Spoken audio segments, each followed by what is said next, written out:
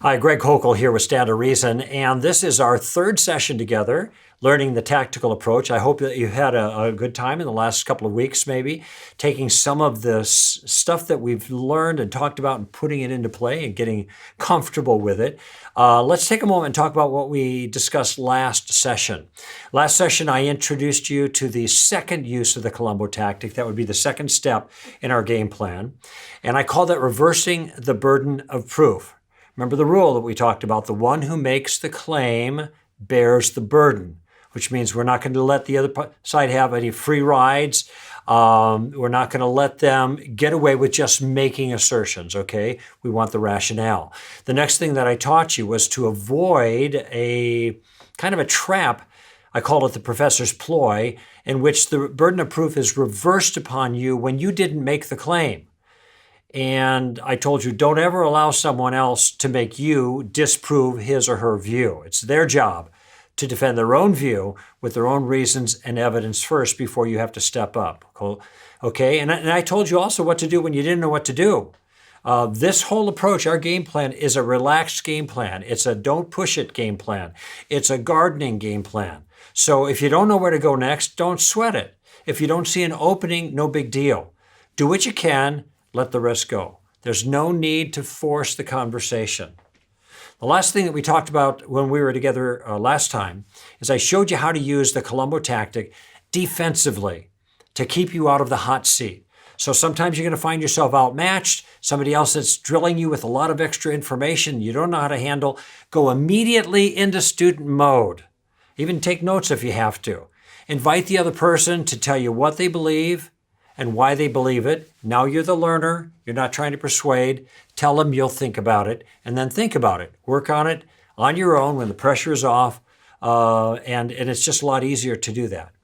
So that's what we talked about last time. Here's what I want to talk about in the third session. I want to complete the game plan, basically. I want to teach you the third step in the Columbo tactic, the third use of Columbo. And that third use is using questions to make a point, or using questions to lead someone somewhere. I'm going to show you, in addition to that, some very specific ways that you can improve your use of Columbo. And finally, I want to show you how to defend against the Columbo tactic when somebody else uses it with you. So let's talk for a moment about the third step. We talked about the first step of the game plan. All you're going to worry about is gathering information. You're going to use the question, what do you mean by that? The next step, when people make a claim or an assertion, then we reverse the burden of proof on the person who's making the claim. We use the question, now how did you come to that conclusion, or some version of that, okay? Here's the third use of Columbo. In the first two uses, by the way, we didn't need to know anything but the questions, and that's why it's such a good game plan. In the third use of Columbo, you got to know something. If you're going to use questions to make a point, you got to know the point that you're going to make. Think of it like you have a target, and target is the point you want to make. The questions that you use are going to be arrows shooting at the target. So you have to have the target in view. Now, there are two different ways that you can use this, two different kinds of targets, I guess is the best way to put it. You can use questions to advance your own point of view. So let's say you want to make a point. How do you do that? Use the Columbo tactic. We'll talk about how to do that. Secondly, you can use your questions to exploit a weakness or a flaw. That means you can help a person see where he or she went wrong in their thinking. Let me go back just for a moment to something I said a moment ago. In the first two uses of Columbo, you don't need to know anything but the questions. That's the strength of it for beginners. If you want to use Columbo in a more aggressive way, the third use of Columbo, you're going to make a point. You need to know the point you want to make. You need to know, say, the solution to the problem, if there's a problem in view. And let's just say the question is, why is Jesus the only way? So you want to make the case, or at least you want to explain why Jesus is the only way of salvation. So what do you need to know in that one? You need to know why Jesus is the only way of salvation. If you don't know that, then you can't go further. You got to know the answer to the question, but you also have to know how you're going to get there. So there are pieces to this explanation that you need to have in place. Now, let me tell you a secret about the pieces.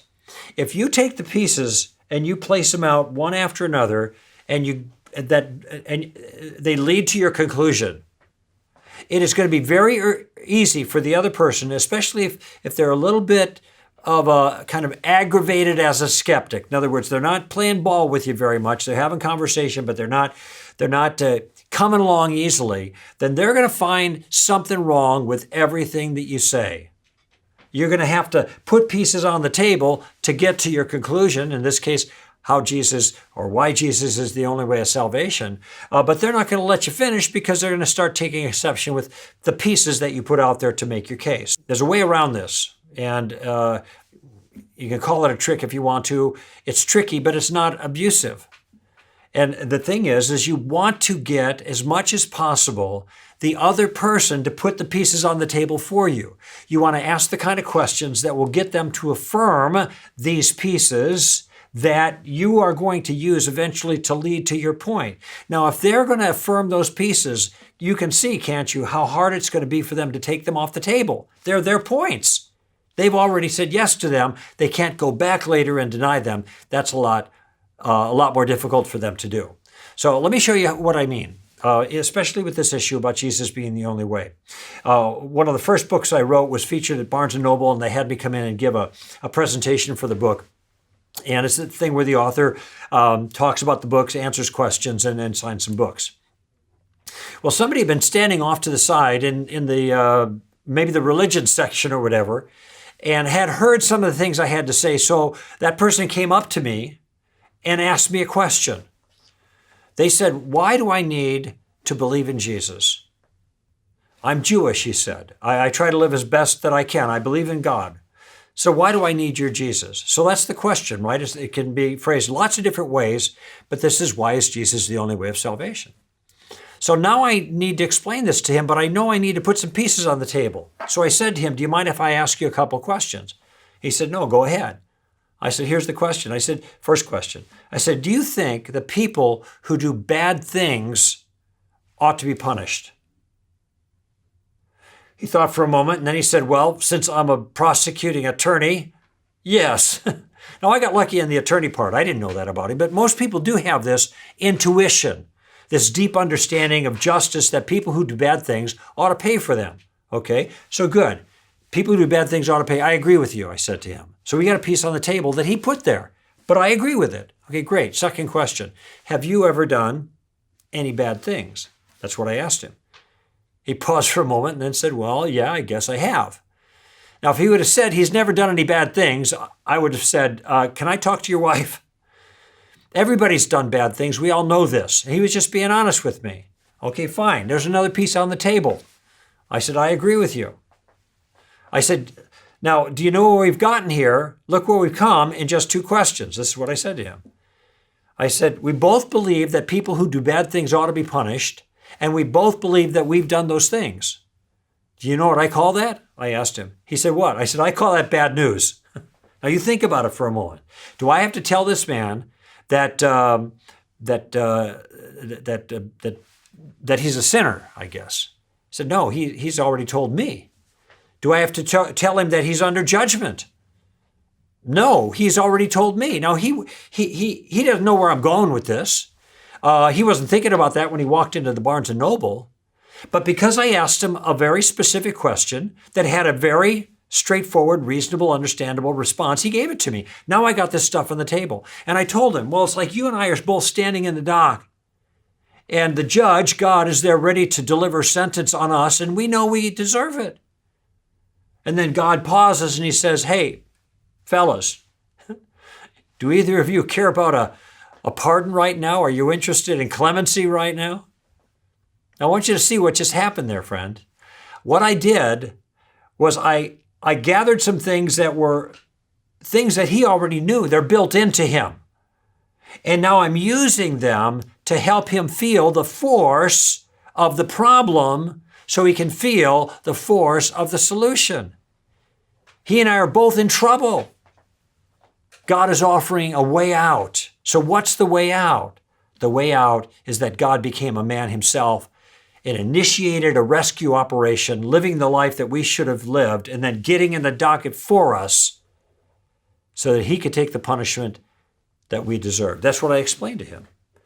I think I might have said something about Jesus taking the rap for our crimes against God. Notice the language I'm using. Why am I talking like that? Well, because he's an attorney. This is his language. It's also biblical language.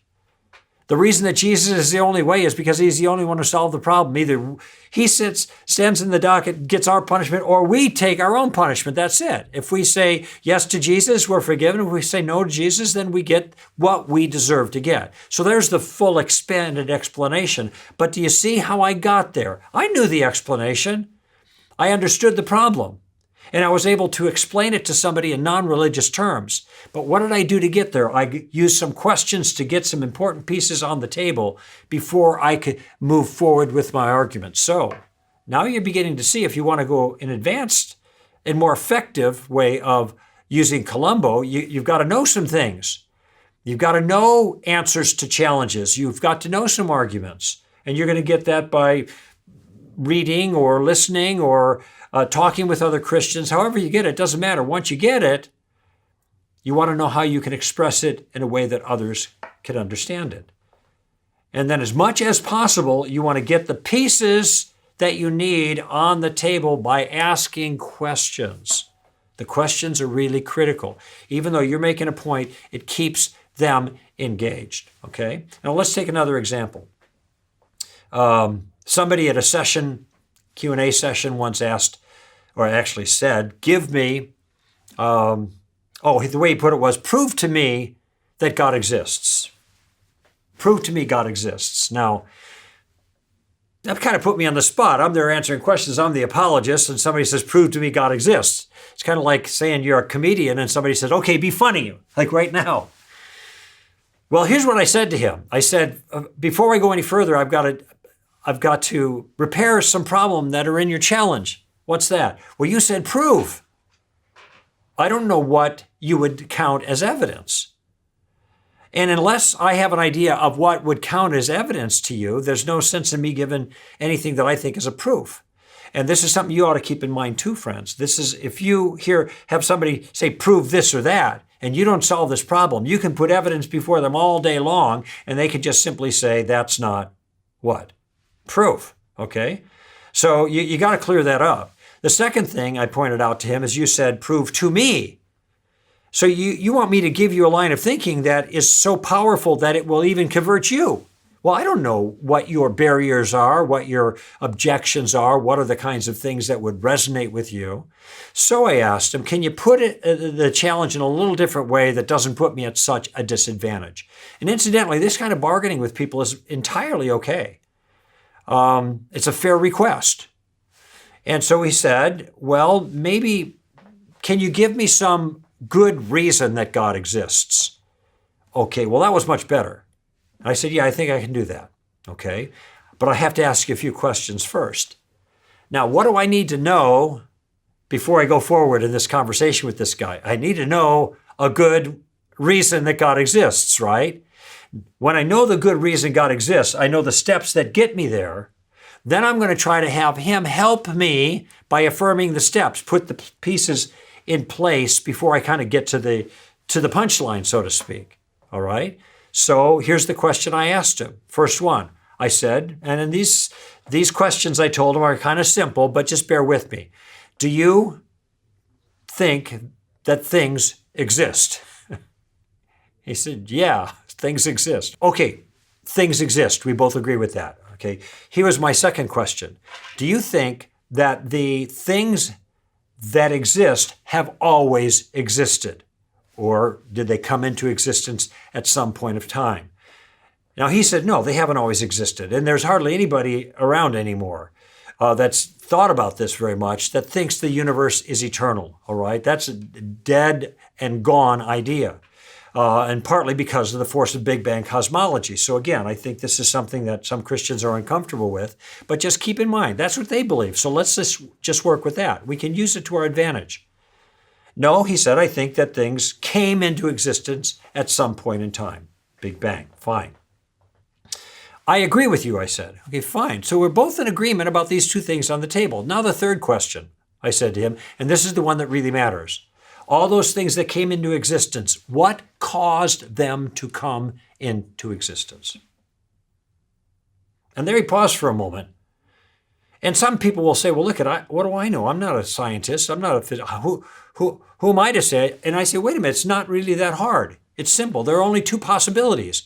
Either something caused the universe to come into existence, or no thing caused the universe to come into existence. It's just that simple. There are no other alternatives. Either something or no thing. What say you? Okay, now, for me as a questioner, I'm in a very, very good spot, because I have moved him with information he's given me to a point where now he has to make a decision, and he's stuck because he doesn't want to say that something caused the universe, because the minute he says something caused the universe, it would have to be something that is outside of the universe. You see that, right? Outside of the space-time continuum. Not something natural, but something at least supranatural, maybe supernatural. And that immediately is an assault on his maybe atheistic, materialistic point of view. He didn't want to go there. And also it would have to be not just something outside of the material universe, but something that's really powerful and probably really smart and probably personal, and there are other reasons for that. And before long, you can see we're getting pretty close to the G word here. This is starting to sound like God caused the universe. Now, he didn't want to go there. All right, fine. Then what is your only other alternative? And notice how I'm prosecuting this using questions. What is your only other alternative? Since you don't want to say something caused the universe, then you have to say that no thing caused the universe. But this is hard to say, because that's worse than magic. In magic, you have a magician who pulls a rabbit out of a hat. Here you have no hat, and you have no magician. You just have the rabbit, the universe coming into existence. This is wildly counterintuitive. When a wife comes home from work and sees a new Mercedes SL sitting in the garage, she asks her husband, honey, where'd that Mercedes come from? He said, I don't know, honey, it just popped into existence out of nothing for no reason. If you were his wife, would you buy that? No, of course not. This is not reasonable. Now, maybe somebody might say, it's possible. Okay, I'm not going to argue with that. We're not trying to convince them that our view is absolutely necessary that God exists and created the universe. We just want to show them that it's the odds-on favorite. And that's what I'm doing here. Notice how I make this case, though.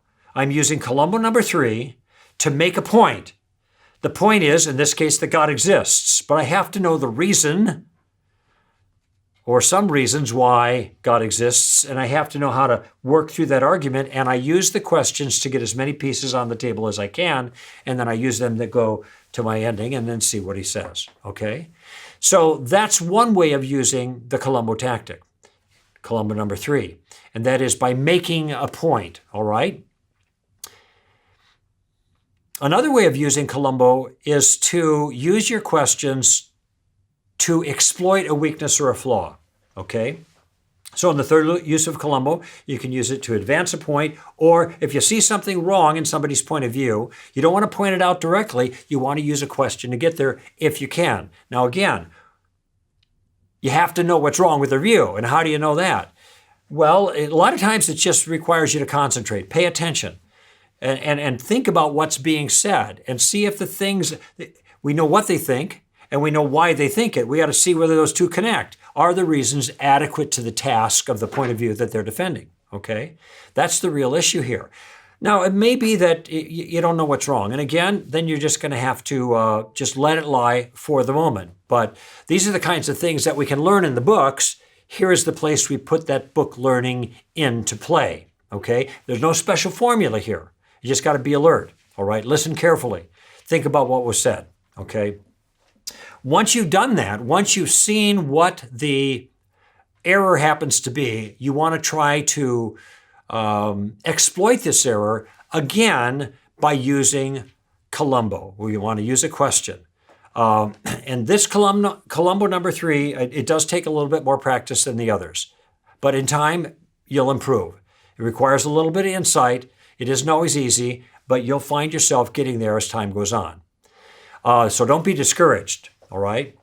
Once you find a challenge or a flaw that you want to exploit, you want to get the parts on the table exactly the same way and use those pieces to make your point. Now, the examples are the best way to learn this. So how about this? Somebody says you're intolerant. And this is the kind of thing, or you're bigoted, or you're narrow-minded, or whatever. This is the kind of thing that happens all the time in public conversation with people who don't like your point of view. And instead of dealing with the point of view, they'll just call you a name. Now, you might say it sometimes to the other person, look, ridicule's not an argument, which would be a fair thing to say. But in this particular case, we're going to respond by using what? Questions, okay? We're going to use our Columbo tactic. And when somebody calls you intolerant, the first thing that I recommend that you do, whenever they call you any name, is you ask them the first Columbo question. What do you mean by that? That is, what am I doing right now that makes you think that I'm somebody who has this vice called intolerance? And he says, well, you think you're right. And this is generally what's motivating this challenge. You think you're right, and you think everybody else is wrong. Okay, what do you think? Do you think that when I advance a point of view, do you think that I think I'm right? Of course I do. That's why I believe what I do. I believe it's true. If I didn't believe what I believe was true, I wouldn't believe it. I'd believe something else and think that was true instead. But I'm not the only one in this conversation that believes he's right, and that's the point I want you to get. He's getting on my case because I think I'm right, but guess what? That person thinks he's right too. And so now I have another question. Yes, I think I'm right, but I could be mistaken. I'm willing to say that, but let me ask you a question. Do you think you're right? And what's he going to say? I'm wrong about everything I believe? No, he's going to say, yeah, of course I think I'm right. Now, once in a while, people will say, well, I think I'm right for me, and they'll do that, the relativist two-step there. And if they say, well, I'm just right for me, then you say, well, then why are you talking to me right now? Sounds to me like you're correcting me. I'm doing something wrong. You got it right. I got it wrong. You want me to believe like you believe. So the fact is he does think he's right. Okay, now I've got my third question. Okay, I know how this works. I got it in my mind. I'm using questions to get to a point. He says, you're intolerant. I say, what do you mean by that? He said, you think you're right. Well, yeah, I do. But let me ask you a question. Do you think you're right? Yeah, of course he does. Here's my final question. Why is it that when I think I'm right, I'm intolerant? But when you think you're right, you're just right. What am I missing here? Now, I say that to him, but I'm not missing anything. I know what's going on here. He has reduced our conversation to common name calling. He is just calling me a name. He's calling me intolerant or bigoted or whatever it happens to be. And he's using that to substitute for reasonable conversation. What if I turned to him when he called me intolerant and I said, well, you're ugly and your mom dresses you funny? Now, I wouldn't say that kind of thing because it's not polite and it's not on point. The guy could be really ugly and really right. Has nothing to do with it. Why am I going through this conversation with him this way? I'm trying to show him his flaw, that he is just simply resorting to name calling to make a point, which is bad manners and bad thinking. And I want him to get back on the point. Whenever anybody shifts the conversation to attacking the person rather than attacking the point, you know they've made a mistake. And this is a mistake you can exploit with a little thoughtful, advanced questioning and hopefully help that person to see where they're making their mistake. So there's one example of using Columbo number 3 to exploit a weakness or a flaw. Here's another one. This is on the abortion issue. I was at a conference many years ago. We had a table with product on it. And a gentleman came up to the table, a Christian. And he said, well, I believe personally that abortion is wrong. That's my personal belief. But I don't think we should be forcing that on other people. Okay? So this is called the modified pro-choice position, and you probably heard politicians use this. Any so-called modification of the pro-choice position is always pro-choice, just to let you know. There is no such thing. Okay, but that's what they call this, okay? I'm personally against it, but I think that I shouldn't be pushing my views on other people. Okay, so this is the place where you need to ask your first Columbo question. What do you mean by that? And what I said to that man in this particular case is, why are you personally against it? I need a piece of information there. Why are you personally against abortion? You say you're against it.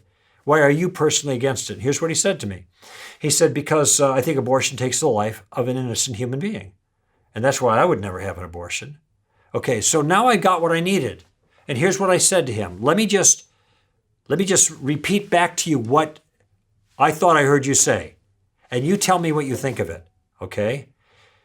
You actually believe that abortion kills an innocent human child. And you also think that women should be allowed to do this to their children. Is that right? Now, he started shuffling back and forth. And, well, what he said was, well, if you put it that way. I said, put it what way? That's your view. Am I distorting it? If I'm distorting it, you let me know. But that's what I thought I heard. And that is what I heard. And that is his view. And that's why that kind of view, the modified pro-choice position, is barbaric. If you actually believe that abortion kills an innocent human being, why would you think anybody should be allowed to do that kind of thing? Why would you not enforce that kind of thing? So what did I do? I used Columbo number 3. I was aware of a weakness. And because I was aware of the weakness, I could see how I wanted to get to my point that the so-called modified pro-choice position was a bad point of view, okay? And then I asked some questions to get him to help me get to this point. And he was stuck. He couldn't go any further. Now, did I corner him? Yes. Did I trap him? Yes. But it was completely legitimate. Okay, so that gives you an idea how to use Columbo, number 3, by using questions to make a point. Whether the point is your own point of view or the point you want to make is exploiting a weakness or a flaw. Now I want to talk for a few moments about how to improve your Columbo skill. How do you get better at this? I think the best way to improve your Columbo skills is to work on the challenges when the pressure's off. Now, when is the pressure going to be off? It's not when you're talking to somebody. That's the pressure is on. It's either going to be before or after. So that's going to give us some insight as to how to best improve. And I want you to think about 3 words. Anticipate. That is before your event, before your conversation, anticipate. Reflect. That's afterwards. And practice. Anticipate, reflect, and practice, or role play, if you will. In other words, what you want to try to do, in some cases, is to anticipate objections and think of questions in advance. I mean, maybe you've had some things that have stumped you. You've engaged with somebody before, and they've just caught you by surprise. You haven't known how to respond to that issue. Well, figure out what the right response is. Do your research. Find out a response to it, and now what you do is you figure out the right questions that will help you get to that point. Okay? Once you figure out the questions that will get you to that point, then do a little role play. Practice it out loud with somebody else, by yourself. I do it in the car all the time. I'm thinking, oh, what would he say to me? Well, he'd say this, but then I'd say this, but then he'd say that, then I would say this. And I'd ask them this question. I just practice it. Because if you're practicing it out loud, you're role-playing it, you're actually getting in the habit of using it. It'll be much more second nature next time around. Okay? So you might anticipate in advance. Sometimes you reflect afterwards. Sometimes you go into a situation and you come out and you think, oh my gosh, I made a mess of that. And you think to yourself, well, what question might I have asked if I was on top of things? I actually gave this teaching in the tactical teaching in a church once, and as I went into the foyer, and I escaped underneath the prayer at the end of the service so I could be there when people were coming out, the first woman that came out said to me, I'm a Christian, and I'm a Buddhist, and I'm a pagan. That's what she said. Now remember, I just finished talking about Columbo tactic. So you're thinking, what question would he come up with for that challenge? Well, here's what I said. It sounds to me like you really don't understand those 3 religions. Is that a question? No, it's an insult. Now, fortunately, she didn't get bugged at me, but she might have. She said, well, I do think I understand those. And then I kind of got my wits about me. And then I asked the question, I should have asked it first. And that was, what do you think Jesus would say regarding your comment? that she's a Christian and a Buddhist and a pagan. And she said to me, well, I think Jesus would be just fine with it. And then the crowd comes through and sweeps her away. Okay, so I recovered a little bit. Just to let you know, I make mistakes in this too. I'm in the process. But I recovered a little bit, asked a good question, but didn't have time for a follow-up. But I did think afterwards about what I might have asked. She said, I think Jesus would have been fine with that. Oh, okay, now what? Then I realized I could have asked this. Maybe you've already thought about it. Where in the Gospels can you point to where Jesus said anything that would give you that impression? Now, I know the Gospels have no place in them where Jesus would suggest such a thing. He was a Torah-observant Jew. He was not a pluralist. He was the one who said, it's the narrow gate, not the wide gate. The narrow gate to salvation, the wide gate leads to destruction. Okay? So Jesus was narrow. But notice how I came up with that after the conversation was over. So I reflected back. So how do you improve your Columbo technique? Either you prepare in advance and then you role play it. That is, you figure out an answer to a challenge and the questions that will help you deal with the challenge, and you role play it. Or you come off a bad performance, think about how badly you did, and then you ask yourself, well, what could I have done to improve under those circumstances? And then you offer that angle, but also by questions. Figure out the questions for that, and then role play it. Okay? Now let me underscore the significance of practice. It increases your practical experience because you're actually going through the dialogue, but you're doing it in a safe environment. So try to anticipate maybe the turns or approach that your other person might take in conversation. Anticipate how you'd respond and what they might say in response, and then role play out loud if possible, and let the ideas sink in a little bit. And I tell you, if you practice in advance, when these issues come up, you'll be ready, because you've already rehearsed your response to them. It really works. I mean, take my word for it. It really works. It's the same way, by the way, political candidates prepare for televised debates, or comedians prepare for their spontaneous kind of funnies on talk shows. They come in and they're, how are these guys so funny when just at the drop of a pin? But that isn't the way it happens. It happens because they practiced in advance. So now I want to talk just towards the end here about how you can defend against Columbo, because I know some of you are thinking, now this is a great thing. I can see how I can be in the driver's seat of the conversation. I can use these questions and really make progress. But what if somebody uses Columbo against me? All right, now we said there are 3 parts to Columbo. Columbo number 1, gathering information. What do you mean by that? Do you think I'm afraid of that question? I'm not afraid of that question. I like telling people what I mean by that. And plus, I've given some thought to what I mean by that. So you shouldn't have any problem with Columbo number 1. What about Columbo number 2? The second use of Columbo, reversing the burden of proof. And the question is, how'd you come to that conclusion? Do you think I'm scared of that problem? No, I love it when people ask me how I came to the conclusion, because I have come to conclusions about things. I know the reasons why I believe. And so I'm not concerned about that at all. And neither should you be if you're a good student of Christianity. It's the third one you have to worry about, because sometimes Columbo number 3 can be used against you in a manipulative kind of way. That is, the other person is going on the offensive against you, and they're asking questions that you sense are meant to set you up or trap you so he can exploit what he thinks are weaknesses in your own view. Now, I encourage you to do this because I'm trusting your charity in doing it, that you're not doing something illicit or inappropriate, or you're not just trying to make them look bad. But you can't trust other people in the same way, because sometimes they're just trying to make you look bad. So how do you keep from being